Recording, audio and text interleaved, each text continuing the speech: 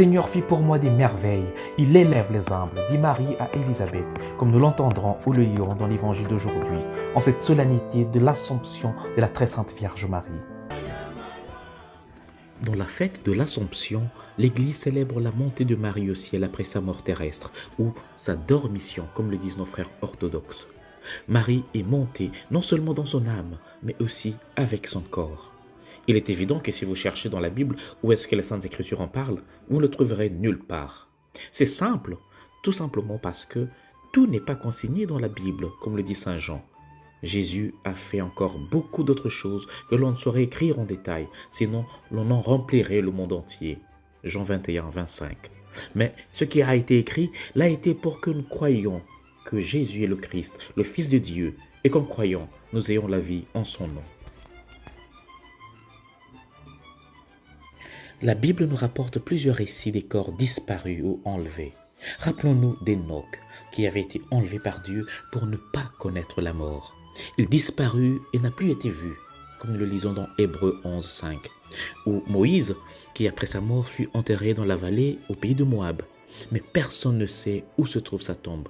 Saint Jude racontera même que l'archange Michael s'était disputé avec le diable le corps de Moïse. Jude 1, 9. Ou encore le prophète Élie qui fut enlevé au ciel dans un tourbillon de feu. Tous ces récits de disparition de corps ou d'enlèvement au ciel veulent rappeler la toute-puissance de Dieu sur l'homme et sur la matière dont il peut défier les lois pour sa plus grande gloire. Autant ces récits bibliques aux allures un peu mythiques pour l'homme moderne aujourd'hui le soulignent, autant certains faits encore inexpliqués scientifiquement mais miraculeux pour le croyant que nous sommes, nous le rappellent encore aujourd'hui.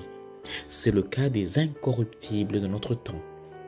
Les corps, par exemple, de Sainte Bernadette de Lourdes, le corps de Saint Padre Pio de Pietrelcina, le corps du jeune homme saint de notre temps, Carlo Acutis. Tous sont restés intacts aujourd'hui, plusieurs années après leur mort. Célébrer l'Assomption, c'est célébrer la grandeur de Dieu qui s'est penché sur Marie après sa mort, comme elle le chantait dans son Magnificat. Elle, l'humble servante, celle que toutes les générations appelleront bienheureuse.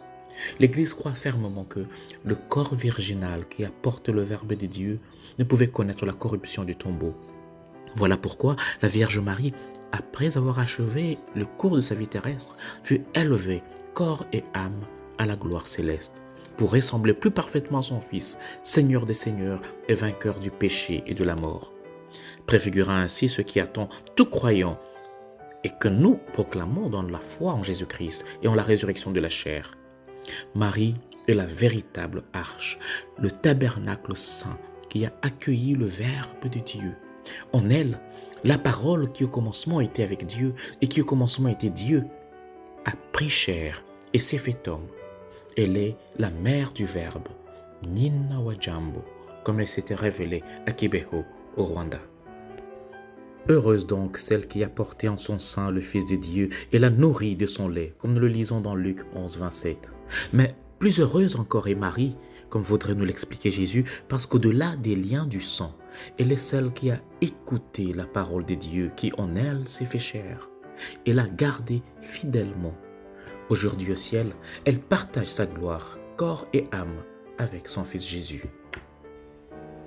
Prie donc avec moi.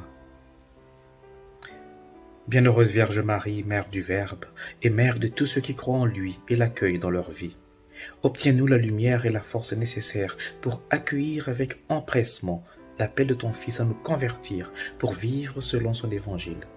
Apprends-nous à prier sans hypocrisie et à nous aimer les uns les autres comme il nous a aimés, pour que nous soyons, comme tu l'as demandé aux enfants de Kibeho, que nous soyons comme des belles fleurs qui répandent partout et sur tous leur bon parfum d'amour.